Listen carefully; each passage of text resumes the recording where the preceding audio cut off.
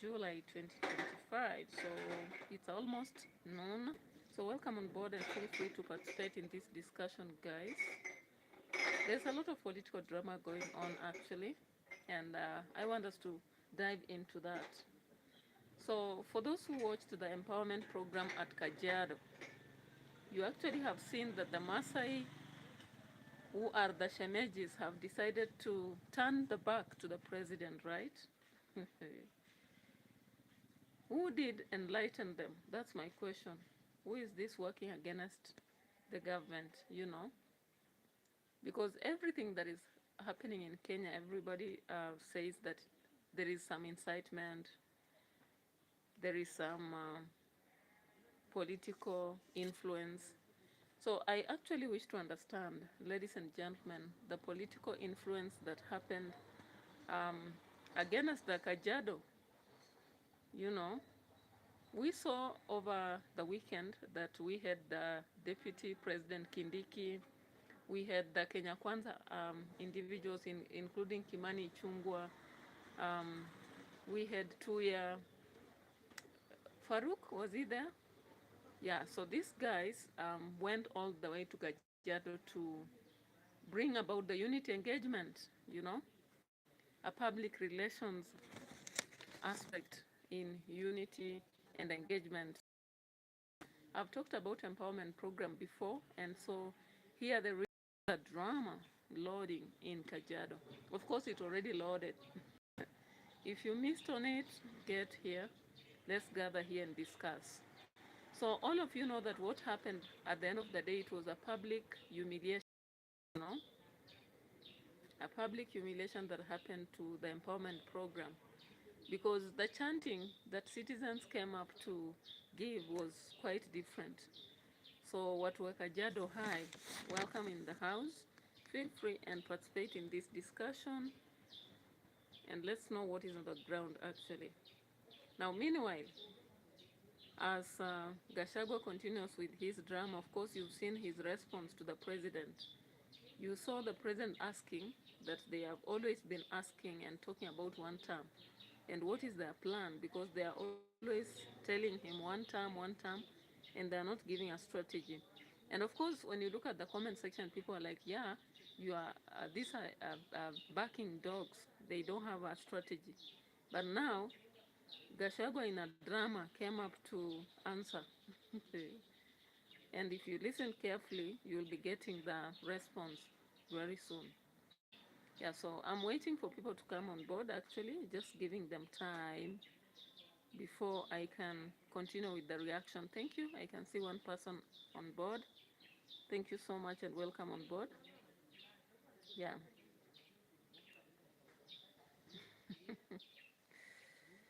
You know, in his response, he turned to be like Malema from South Africa, you know. He talked about free the South Africans, free the black Africans, free, you know. Now, at the end of the day, we've seen now Gachagua turning into that with free the pay slips, free. Hey, that is our Kenyan politics, you know. Some of which, if you would actually collect a documentary, it becomes a very interesting turn of events, you know. And as I said, if you remember what I said yesterday, you saw what happened when Khalwale feels like he's been left out. And the Kenyan politics somehow is built around this discussion, you know. Fred Ndagode, welcome on board. How are you? Where are you? All right, I can see 7 people on board. Thank you so much for boarding here. And let's go on with this discussion. Yeah, Niko Salama, Fred Dangode. Dangode looks like a word from Taita. Am I truthful? Fred Dankode. Dankode, I've actually heard that word among the Taitas while working among them. Dankode. All right. So thank you so much for the like. And the many people online, you can chat actually so that where you are. Yeah, I had forgotten the earphones here. I hope that everything that I said at first was heard. So thank you so much, and let's get to this discussion, guys. Now, if you remember very well, the president asking, wamemwambia one term, wanataka ende wapi? That was the question he posed. I don't know whether I can get that video, but I hope all of you know that the president asked that question. After the Saba, actually, that's when the president came out and said that, you are asking me to go, but where do I go? And you saw some people responding fiercely to that and saying, enda kusugo, you know, go where you came from. Others were saying a lot of stuff. So guys, what do you feel? And today we are just into Gachagua's response to this, you know. We are into Gachagua's response because he came up with a response. So if you didn't meet it, let's go to it. Yeah, so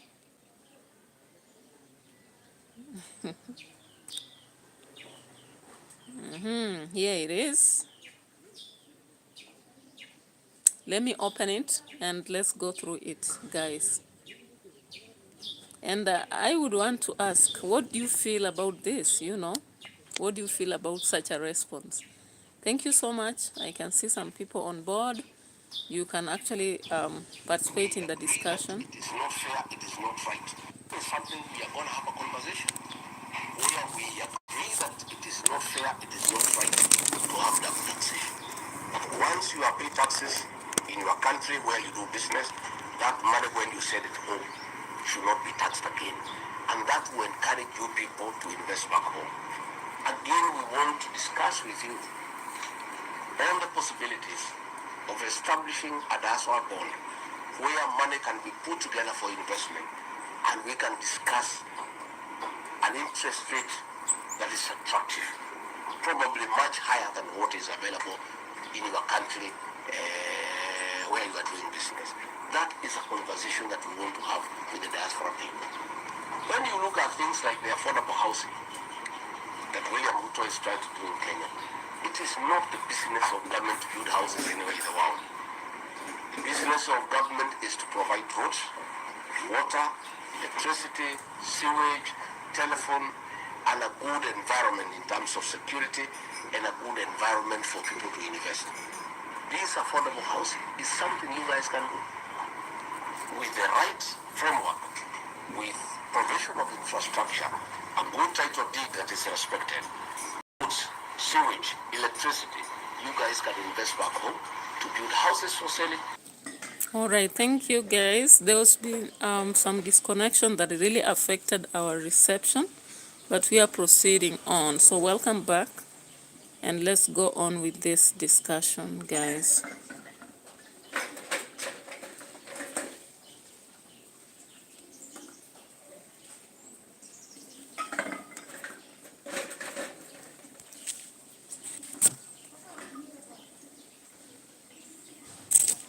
So guys, let's proceed. There's been a disconnection that affected our reception and discussion. But thank God we are here again. So let's proceed with this. And you've heard actually Gachagua and indirectly setting a program because he is responding to what William Ruto had asked. William Ruto had asked the DCP party and any other opposition are standing on platforms and telling citizens that it is one term. But what is their plan? He said they don't have a plan. But as for him, he has a plan. When it comes to health, he'll answer the question. When it comes to roads, he will answer questions. When it comes to education, he will have a question, answers to the question, because he's already doing the exam. That's what he said, right? So, of course, if you've been observing Gachagua, he does a response after people have relaxed. He takes the last part in the game, you know. The last dancer dances the best sometimes. And I'm not saying here that Gachagua is dancing the best, but what is your thought? You know, when he came about talking about his plan, and he's talking to the diaspora, and at the end of the speech, he emphasized on aspects to do with health, to do with tax, to do with these other matters to do with the planning. And people in the comment section were like, where was he? When they were planning for the houses, where was he? because he was still in the government. But we've seen him again in most of the interactions. He comes out and he says that he was not part of the program, that he rejected it. But these people went forward and did it. We don't know the actual reality underground. We do not know. And nobody has come out to challenge him and say that he was part of the proponents. So who are we to ask? So let's hear what he says here. The turning of my camera has been affected because of that disconnection, so I'll be turning the camera to look at the computer. For us to improve our healthcare, for us to rectify our education system, for us to create the right business environment, we must exit William Ruto. So that is why we have that one-term movement. Once we are sure that he is out, then we have other programs on how we restore our economy. How do we restore our economy? How do we restore public confidence among investors? How do we attract direct foreign investment in Kenya? And why should we go to look for foreigners to invest back home when Kenyans living abroad have sufficient resources? They would like to invest back home. It is only that the packages that are there are not attractive and the environment is not conducive. So along the way, we'll be having that conversation with you people in the next 2 years, so that by the time... Now, you heard clearly that some people came out saying that he had come to spread, tribal politics. That's what some people came up saying, and I'll have to play some part of that, because that happened in Kajiado, and also, I think, Kiambu. When we heard something in Kiambu, somebody said he's going to spread tribal politics. The politicians in Kenya. Today somebody, and I was even surprised that Oscar Sudi was accusing GACHAGUA that he has been applying verbal abuse. And then I was just wondering, between typhoid and cholera, is there any best option? If you are offered cholera, my friends, and somebody offers you typhoid, which one would you take? Just answer the question and then think of Oscar Sudi. He's one of the most abusive person. He even uses both verbal and non-verbal language, swinging his stick, using a very non-verbal communication that is very vulgar. At the same time, what he speaks from his mouth, you can't even open your ears to listen to it. And I think some of you saw that during the empowerment program at, Kapsaret. You heard what he said. You heard how he was abusing people. He even included women, in his discussion. According to him, a woman should not walk around with the husband if the husband is a politician, allegedly. So then, he comes out and says it's mannerless of GACHAGUA to go out and speak what he did, Now, let's get back to another post that I saw. A very humorous one for that case. Now, what you have to understand is that GACHAGUA decided not to give the program in this setting. Instead, he came about countering what President Ruto had been doing. First, he accused Ruto of lying and indicated that President Ruto has been a master of lies. And therefore, he cannot ask them to improve on lying, because if someone is a liar, how would they ask you to improve on that? Because the president had asked them to show what improvement they'll offer. And so GACHAGUA went on and he was like, how can you ask us to improve on lying? We are not planning to lie. Instead, we are planning to stop it. He went further to say that you are a master of abduction. Are we planning to improve on abduction? We are not. Instead, we want to end it. He said the president has the legacy of killing young children. I think this was in reference to the children who have been shot in houses, some who have died through demonstration and what have you. And he said, stop it, and we will never allow it. He went further to say that the current government is a master of corruption. And he said, how can you ask us to improve on that? We cannot improve on that, and we are not planning to have that. He finally did say that though the president had complained that citizens are accusing him of overpromising, What the government has done is not to overpromise. What they have done is to overlie. Are you getting that, Tingo? So in the political limelight, if you look at that, that is a very tricky counter, right? If someone came about and you've spoken, then they say that, would you even have something to speak? Would you? If I ask you, you wouldn't have anything to speak. So that's exactly how Gachagua countered the president's question that was looming last week, when the president was saying that you have accused me of over promising. And what I did promise, I've worked on some of the things. He even mentioned roads, he mentioned housing, he mentioned all that. Now Gachagua has come out in the counter and said that nobody asked for houses, because all that you can do once the economy is good, when people are not stealing money, salaries are good, there is no cut on pay. If you free the payroll of somebody, like we don't have a deduction of house allowance, for example. We don't have over deduction on health that is not actually being dealt with properly. Then you will automatically have a better life. Now, ladies and gentlemen, let's go back to the citizens and see. Because now I looked at this and said, is Gachagua ringing his own bell? Or we normally say in Kiswahili, mvutia ngoma kwake, if he's actually pulling, what do I say?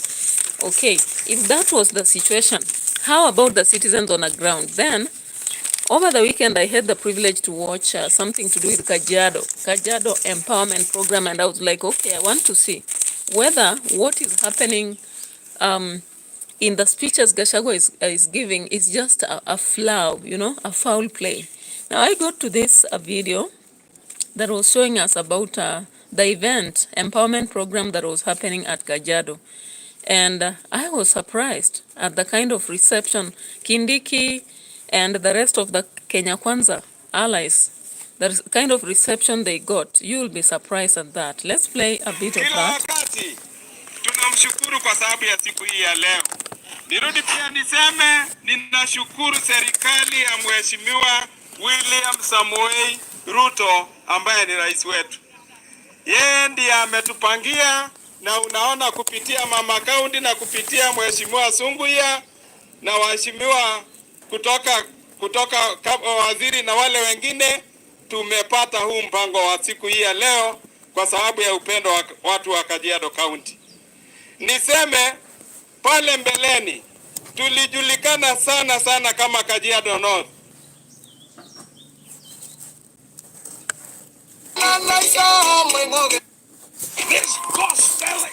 Advancement have invaded our space, but just take a while for me to skip, then I can play it again, guys. All right.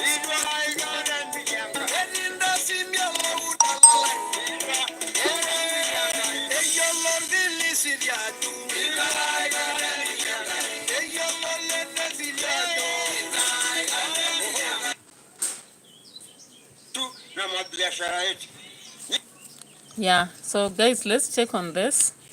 Just give me a while, but you can actually contribute towards the discussion if you have anything to raise here. You are free to do so as you wait for what I'm going to play here. So guys, welcome on the channel, and continue subscribing, continue liking, continue sharing my videos. That will be great of you. It means a world to me. So let's get to that specific video again. As I told you, my camera is not allowing the turning, and I don't know whether you're getting the clear pictures of what is being played, but sometimes you'll just get the audio that will actually speak volumes. So let's get to see this one here.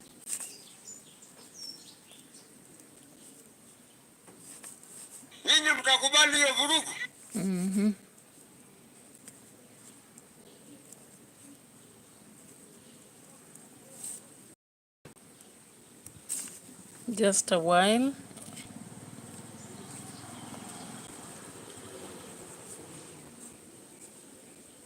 Just a short while, guys.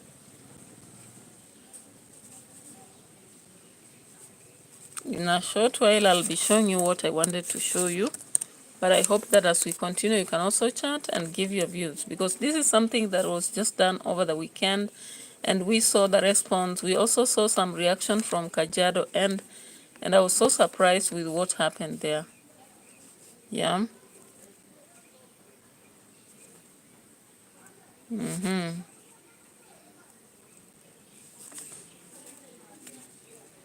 Yeah, so guys, the drama that is going on in the political world, and I told you yesterday that the campaigns already started in Kenya. If you're waiting for more campaigns, you will be in for a big surprise, because campaigns have started, people are running up and down, and I don't know whether they are going actually to focus on development, or whether everybody will be man for himself, God for us all.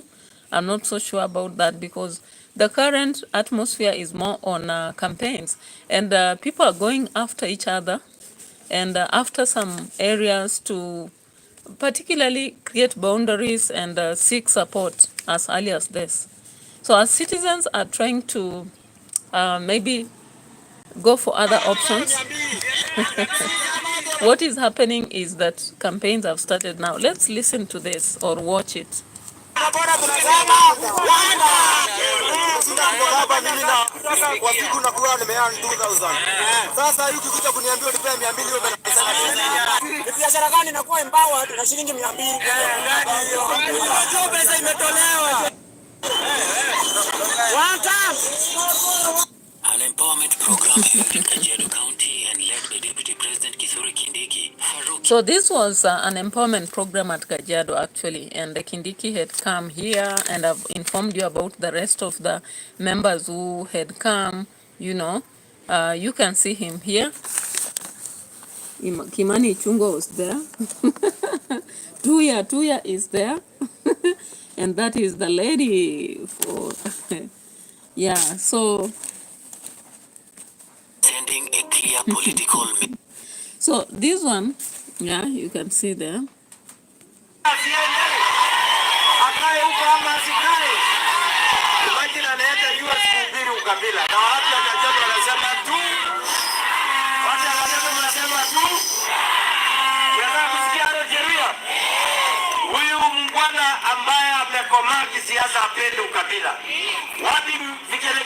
What was meant to be a show. So you can actually see, as I'm telling you, campaigns have started in Kenya. And when these empowerment programs are being facilitated and people go around the world, it is just another way of seeking votes, you know, as weighing, or rather testing the waters, you know. testing the waters, if you understand what I mean, guys. So it's the political, you know, the political class are going around seeking votes already, selling their manifesto, you know, selling their parties. So it's not like they are going to empower anybody, because you've heard from the borders that are shouting out there. They are shouting and saying that 200 will not help them. Per day, some of them have to take 300 to their bosses. So they are saying that they cannot be bought to go to into a meeting where they'll be paid 200 at the end of the day. That will be a loss, right? So if you hear such sentiments, it's clear that people are out there already conducting campaigns. It's not about, you know, it's not a moment where people will continue cheating you that they are simply going to empower. Yeah. And I'm surprised at the response, because I'm relating that to what GACHAGUA told the president in the response to the fact that he had said that DCP does not have a plan. I don't know what your thought is, ladies and gentlemen, but let's continue to watch this and see. Out of the venue, chanting slogans like... So guys, as the citizens in Masai land were asked questions, you know, you can actually hear that they are being asked, yule jamaa ameenda kuuza ukabila USA, mnataka arudi ama aende? Wengine wanasema arudi. So there are those who are saying he should come back. There are those who are saying he should go. Then we have also heard people saying that let your leader who does not speak about tribalism stand and speak. And some are saying Do you want him to be, our president to be 1 term or 2 terms? And some are shouting 1 term. The audacity. The effrontery in Kenya has changed actually, with people not fearing the way they would fear during the Moi time. You know, that time nobody would speak against whatever those who are representing, or rather standing and speaking, doing. Now let's get more into this.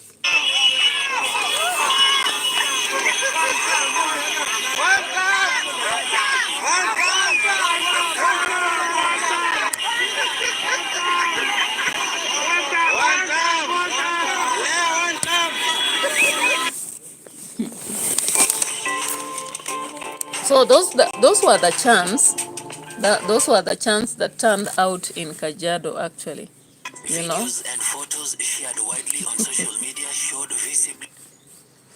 And of all the places, you know, the Maasai society has never been aggressive against any politician, ladies and gentlemen. Challenge me. If you have other statistics, you can tell me the year this month, this happened, and I'll go look for the video so that I actually prove whether I'm lost or something, you know.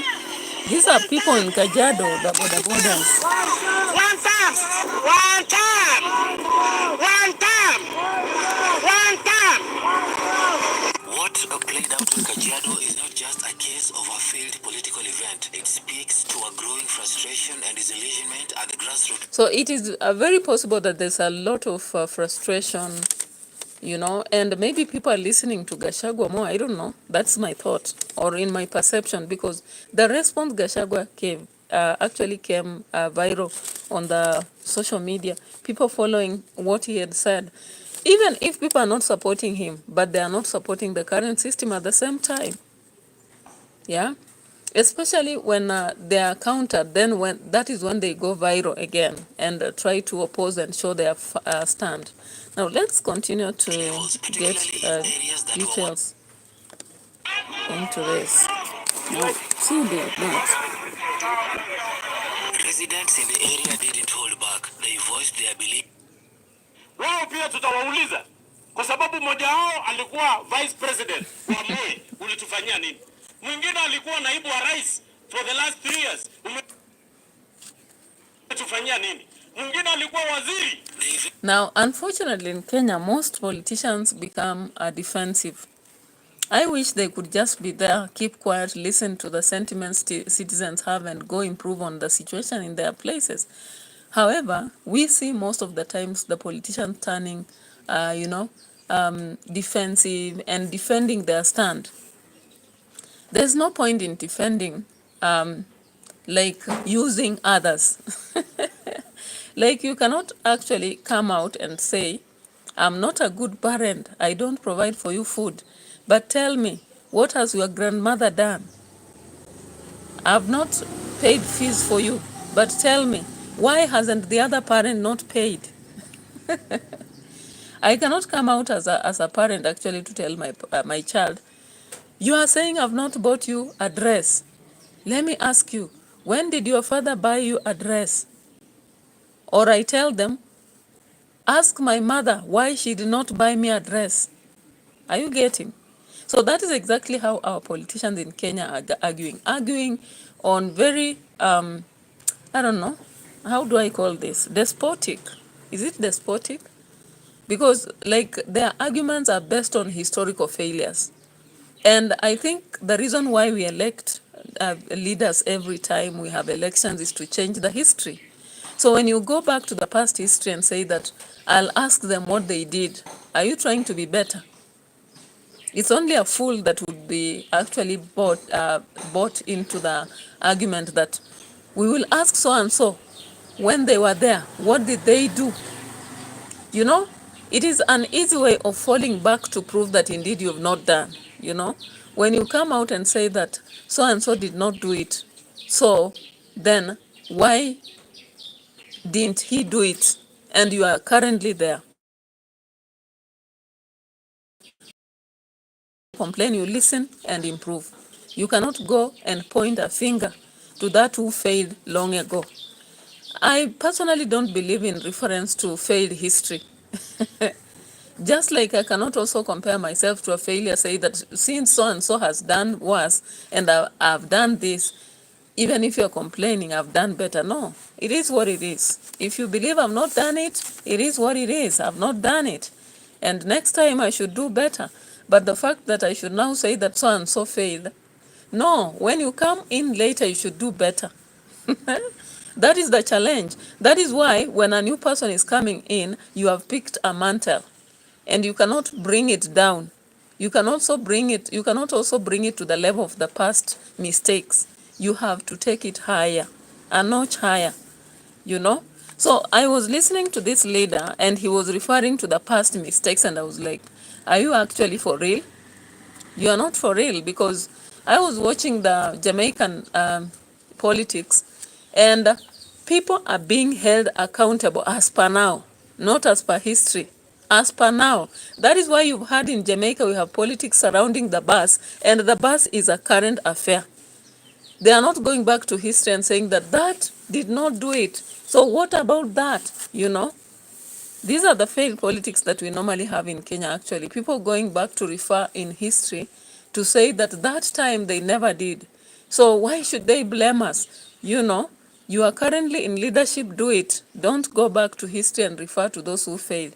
So let's continue to watch this Kajiado drama. Questions about the messaging and coordination within Ruto's inner circle, sending heavyweights like Kindiki, Faruqi Bet. Now look at this team. If you know, you know. I don't know whether you can see clearly. That is the team.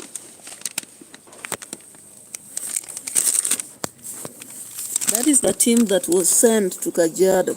I hope you can see. There's a lot of lighting out here, but I hope you can see.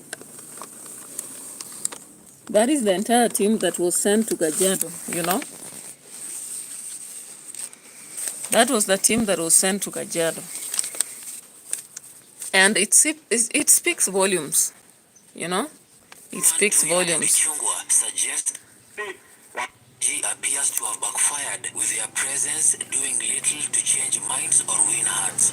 Ni vizuri niwajulishe watu wetu wa Kajiado, hii economic empowerment ni ile mambo wakati wa campaign tuliwaambia tuko na agenda ya kuwainua wale waliokuwa. Now Ichungwa comes out spelling that they have come for empowerment program because it was on their manifesto. However, you've seen from the beginning of this actually short, citizens are disgruntled. The border borders, one of the major people who are used, and Mama Mboga, they have walked away from the venue, indicating that 200 shillings will not help them. So I'm asking myself, because I watched the empowerment program at Kapsaret, I watched what happened at Machakos, Mwingi, and different places. Now, this one becomes a humiliation because we saw the young people, how they reacted on social media, others accusing the government of being biased by taking so much to Kapsaret, which is in Rift Valley region, and not taking much to Machakos and Mwingi. Now, the same has happened at Kajiado because the young people who walked away said they had been presented 200 shillings, which will not help them. If they earn more than that, do they really need the 200 that they had been brought to? Kimani Ichung'wah was there actually convincing them that they have now finally come to fulfill one of the aspects of their agenda that was on their... All right.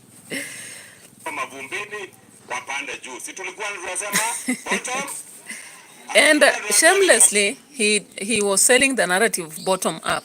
And I think from the beginning, I've never liked the aspect of bottom up, because even at the literal meaning, what does it stand for? You know, what does it stand for? It doesn't stand for anything. Bottom, na tunaambia kazi ni kazi. Sio ndio ilikuwa agenda yetu kwa Kenya Kwanza. Now we also saw civil society, a source of embarrassment rather than that we see. We also saw this lady from the land speaking. Mimi nikiwa waziri wa ulinzi ninaona kwa upana maana ya amani, kwa sababu tunashirikiana na nchi zingine ambao wameenda barabara ya kuteleza mpaka ikawa hakuna nchi. Okay, so the lady was standing not for empowerment, but was standing to actually work against demonstration that we've actually seen in the country and the rampage that the youth had gone into. So when she stood up, she was not even standing to talk about empowerment, because I would wish she would come out to speak about the empowerment programs for Kajiado. What specifically are they selling to people? However, she did not do that, and it backfired. Now, Kindiki, the soprano guy, also stood up and spoke. Ikitoka kwa kichwa ni mabati. Mtu wakati ako na kiti ndio saa ya kusaidia wananchi, my friend. Ama namna gani jameni? Ama namna gani jameni? Kwa hivyo wale wenzetu. Kindiki has had to borrow the speech from Ruto. Are you hearing him saying, ama namna gani jameni? They always say when you go to Rome, you become a Roman, right? You walk the walk. You talk the walk, is it? Or you walk, is it walking the talk or talking the walk? Whichever. So that was actually Kindiki speaking. And instead of bringing empowerment, what he did, he became to accuse somebody. Allegedly, in my thought, it is GACHAGUA. So he was talking about GACHAGUA as being somebody who had leadership, and now it is no longer on his head. Remember, he was the replacement after impeachment. So he's proving to the citizens that they did what they did with intentions, guys. And of course,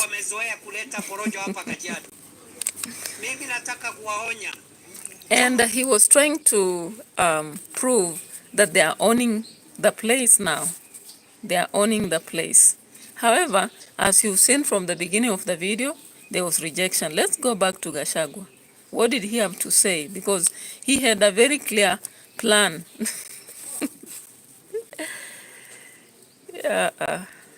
Here.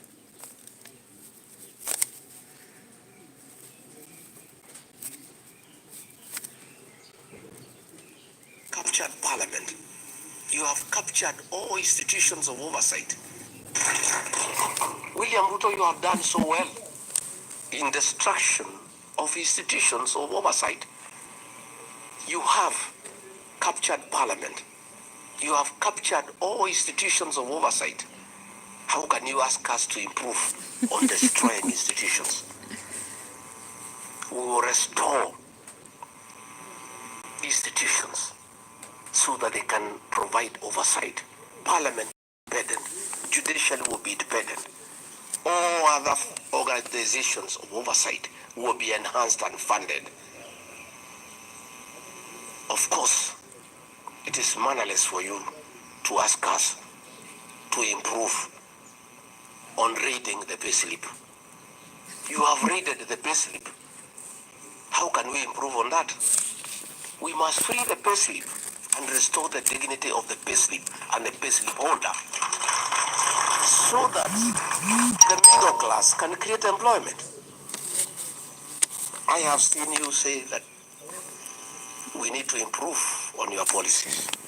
All roads, Mau roads, all tarmac roads started by Uhuru Kenyatta have stalled. How do we improve on installing them further? We must revive all those projects.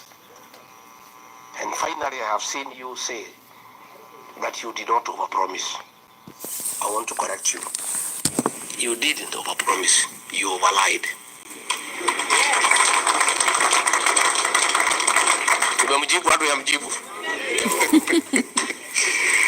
And finally, because mimi nataka muniulize maswali, si ndio? Si ndio? I just wanted to tell you that we are okay. By the way, we are okay. We are suffering, yes. The English say the darkest hour is just before dawn. It's very dark now. It's pitch dark. We are almost there. Light is almost coming. All these killings will come to an end. All these abductions will come to an end. All this corruption will come to an end. Na huyu jamaa tumemsukuma kwa kona, isipokuwa hawezi kubali. Analia kama panya imeshikwa na mtego.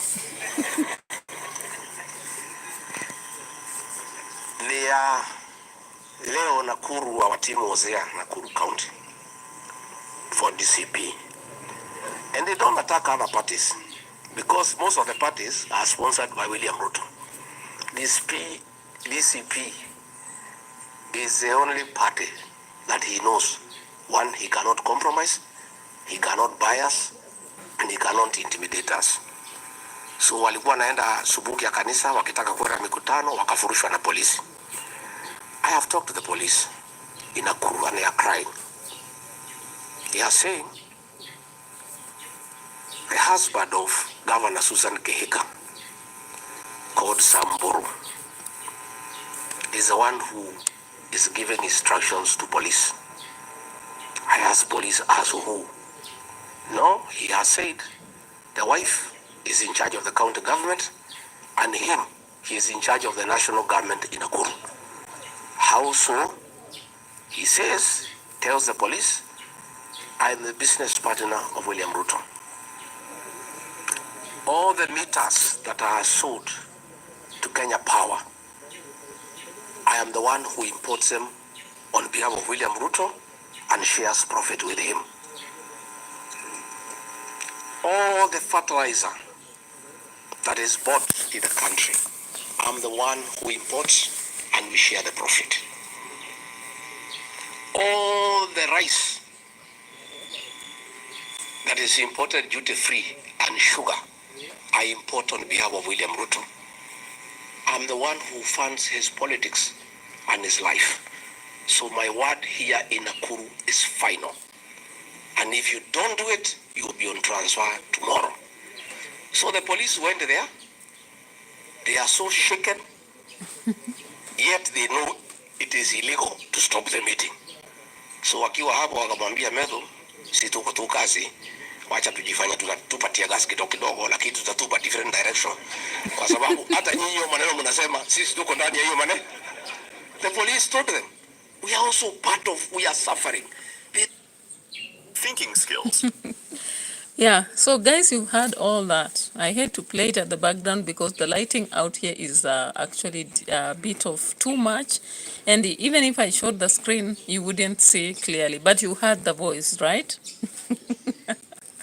Hey, I mean, teachers laughing, you know. So Gachagua was like, you are the master of lying. How can you tell us to improve on lies? We are not planning to lie, but do for the citizens what they want. You have a legacy of abduction. How can you tell us to improve on it? We are planning to end it so that people no longer face what they are facing. You have a great program in killing young children. How can you ask us to continue with that? We aim to stop it, not to allow it. You have a legacy of corruption. We cannot improve that. Instead, we are going to ensure that we end it. You did not overpromise. What you did, you overlied. We cannot plan to lie to the citizens. You have arrested the payslip. How can you ask us to arrest the payslip of workers? We want to free the payslip. Guys, hey, this is a literature fella. Guys, it's very difficult to argue with somebody who has oracy aspects, unfortunately. And Gachagua came out in an interview on Obina saying that he's a poet, and unfortunately, it becomes very difficult for the government to counter his statements because he just comes out with bombshells after bombshells, and he's a master of rhetoric. He's a master of rhetoric. And on matters credibility, we may not question him until the government will arrest him for whatever he says, because they have said they'll arrest, and we are waiting until Godot comes. Waiting for Godot. If you have ever read that book, you understand what I say. So, ladies and gentlemen, then it comes to the aspect of, humor. He has it. The aspect of pathos, ethos, and lagos. credibility, humor, or rather touching emotions, and the aspect of sustaining our listening ability. This guy has mastered it. And he enjoys, or rather he has the privilege to say it last. After the president speaks, now he speaks later. So ladies and gentlemen, you are seeing that finally Gachagua has come up with a plan. Will there be more questions to his party about what he plans to do? DCP? Are the reports on intimidation in Nakuru true? Maybe those people from Nakuru or any other person who watched the video can share, because I didn't have the privilege to follow the team that went to Nakuru and what they experienced. But you can actually hear he's again unraveling a secret. And this guy has had informants everywhere. Like he knows everything the government is doing and comes out with a bombshell. Is that why he went to US, so that he can have a platform to speak freely without anybody trying to chase him around? That's the other question I'm raising. As they say that he's selling tribal politics, I think I saw a quote. I don't know whether it's truthful. You know, the Tuko and whatever news, some people post things, you may never know whether they are true or false. He came up and said that he said that, of course, he's a Kikuyu and he's proud to be a Kikuyu. And when he speaks in any local language, the only language he knows is Kikuyu. So if speaking Kikuyu to his people is tribal, let it be. And I was like, oh my goodness. Ladies and gentlemen, in Kenyan politics, do we have anybody who has never used their mother tongue in a political rally when they are amongst their people? Because I've seen Natembea, he switches to Bukusu language. I've seen Wetangula, even in the funeral of the mother, he began to speak in his language. I've seen Oscar Sudi sometimes speaking in his language. Kimani Ichung'wah has spoken his language. I'm yet to hear maybe Kidhuri Kindike. If somebody has ever heard, you can drop your comment in the comment section. I've also listened to Raila when, even recently, Wanga and the lady, the bad girl, she was recently in Migori and she switched to her Luo language. Matiang, Maraga, Kisii language. I've also seen a lot of Kamba leaders. They turn to their language and speak in their language. So I would actually not agree to the aspect that some politicians come out to sell, the aspect that people are selling tribalism. When you speak your language, that doesn't mean you are tribal. It's just a way to interact with people, and that's why many people, whenever they run to politics, they have to learn their language, whether they like it or not, because you begin from your grassroots to campaign before you go elsewhere. Ladies and gentlemen, I'm unable to see your chats. You may be wondering why I'm not maybe calling upon your name or shouting it out. It's because I can't see on the screen unless I open on the computer to see your reactions and maybe see your name. But I really appreciate your presence here. You can actually give me a like, a thumbs up as we go on with the discussion. Now, 3 days ago, Governor Lonyangapuo had to crack up this, that they had missed Ruto. I don't know if you saw it. But before that, MP Kiunjuri fired back at Rigathi, calling him a big coward because he ran to US. I don't know what you believe. Some people believe that he went to source for money. Others believe that he was actually getting the support, the political support from international bodies, and all sorts of things. Some said that he was to be arrested before he left, and so he managed to go, so he avoided that. I don't know which truth to follow. But ladies and gentlemen, I think in one way or the other, we have a lot of aspects. Now, I looked at the comment section on Kiunjuri, and people like, Kiunjuri asiyekujua ni nani? Mwanzo ungetuambia wakati alikuwa CS alifanya nini? Wachana na Gachagua. Another person like Kihi Kingoma.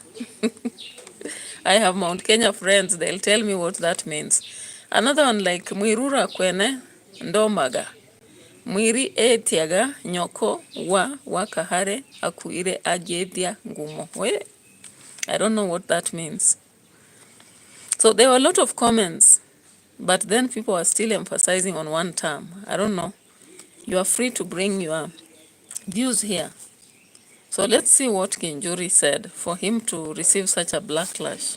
What exactly did he say? Demo 2. Understand why. Let's skip the commercial adverts. Huyu Rigathi Gachagua ndiye aliyetuelezea sisi kama Kikuyu ati tuchague hiye serikali ambayo iko sasa. Amerudi jameni kutuelezea ati yeye alitufanya tupotee njia. Yeye akisimama maneno yote na yeye ndiye anasema kwa mdomo yake ati mnajua mimi nilio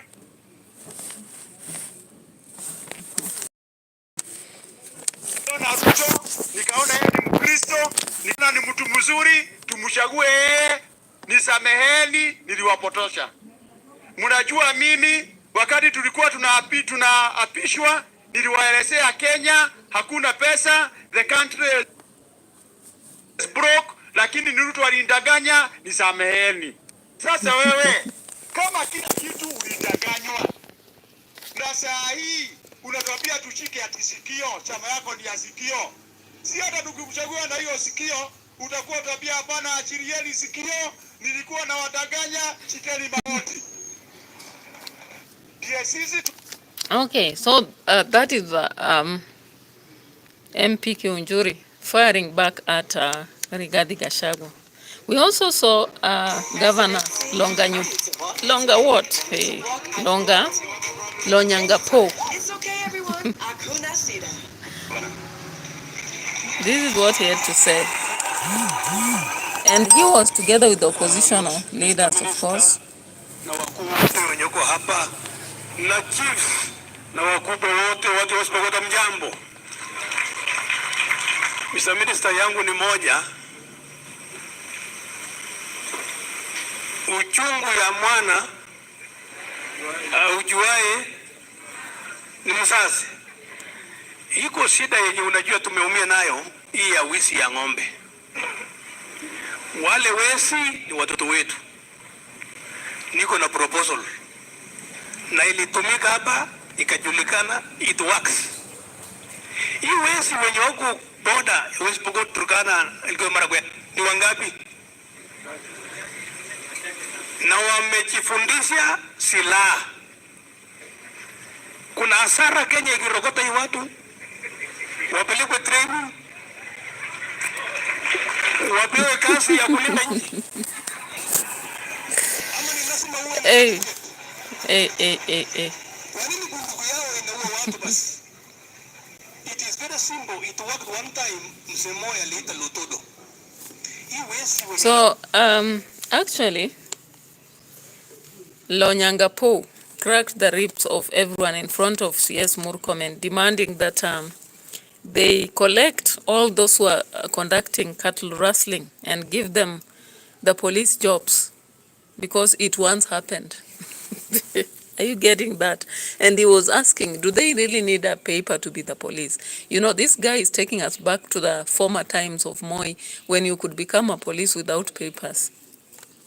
But now, I don't think this is applicable anymore, is it? Oh my God. All right, so we are back to Gachagua politics, right? Yeah. And everybody's selling their expectation currently. And that is why I told you, if you listen to Cleophas Malala, listen to Halwale, you listen to Ichungwa, you listen to Mudavadi, you listen to Sifuna, listen to Anyonyi, listen to Tuya. So whether you're going to listen to any of them, whatever you get out of the picture is that everybody is trying to win bread at the end of the day, right? So that's why I'm saying that as early as this, everybody is in the field, collecting whatever votes they can, and trying to persuade the voters that they are worth it, trying to pull citizens towards their parties. So it's only the wisdom of the voters as early as this, they begin to analyze and understand, and also go to the grassroots, see through these people. you know, see through these people so that they understand what is their main aspect, you know. So if you see what happened at Kajiado with the crowd walking out on the Kenya Kwanza that was sent there, the fact that they were disinterested in what was happening, the fact that the unity empowerment aspect or rather engagement turned into a public humiliation. And look at other accusations that are running around on different politicians, whether in opposition or the government. Now, there is something that Gachagua has said in that speech. He has said that most of the parties are just under Kenya Kwanza, and they are working day and night to tear apart maybe the opposition so that they join the government. I don't know, ladies and gentlemen, what do you think about this? And this is an allegation that is not only coming from him. We've heard these people whispering here and there about the same. The fact that at the end of the tunnel, people will be meeting or rather raising a lot of candidates to vie so that they cause a two-term aspect. I don't know what you think, but let's watch. And of course, we'll be unraveling things as they come. Thank you so much for being here. But Kenya is a funny country, actually. You listen at Methu, Senator Methu, you listen at Longanyopo, you listen at Gachagua, you'll just be cracking into, you know, cracking your ribs. You listen at the president himself saying he will continue building the church, hawezi kuendelea going into the Mabati structure, whether people say whatever they say or whatever, he'll go ahead. You'll ask yourself a lot of questions, but sometimes you'll not come up with answers because it is what it is. You know, if you know, you know. And if you don't know, forget about it. So, ladies and gentlemen, we are coming to the end of our discussion. We've spent here almost 1 hour. So you are free to watch my video later, my analysis. That is my approach. And you can clearly see that Gachagua is still pushing the day. You know, he's still pushing the day. But what is the light at the end of the tunnel? Do we have hope that things will be better? And is our hope really in this man? Because a lot of questions have again been raised. So what is our take? You can actually type your comments in the comment sections as we wait to see what comes out. Because there is a lot. There is a lot unraveling every minute. In fact, Senator Sifuna has just released a statement that was very funny. When he was talking about, I have a problem with your office. And that is Senator Sifuna facing Governor Sakaja during the Senate grilling, you know.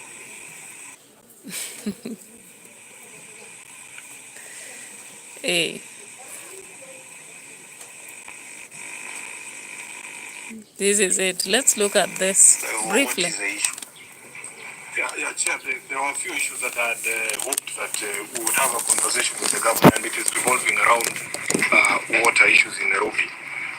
Governor, in all honesty, I also have a problem with the office in terms of how they treat correspondence. Your office never responds to correspondence. And this is not just from me. I have letters here from members of the county assembly addressed to your various departments, and the complaint is the same throughout the leadership of Nairobi, that your office does not respond to correspondence. The first one,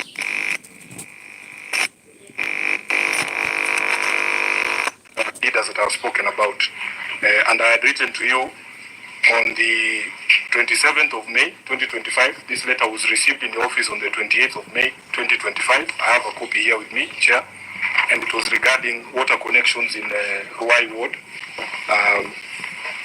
And there has been no response, Governor. I had occasion to run into Engineer Muguna at the airport a few weeks back, and I asked him the same question, but there has been no response. So it becomes very difficult for us as representatives of the people to give feedback to the people when we can't ourselves be given that information.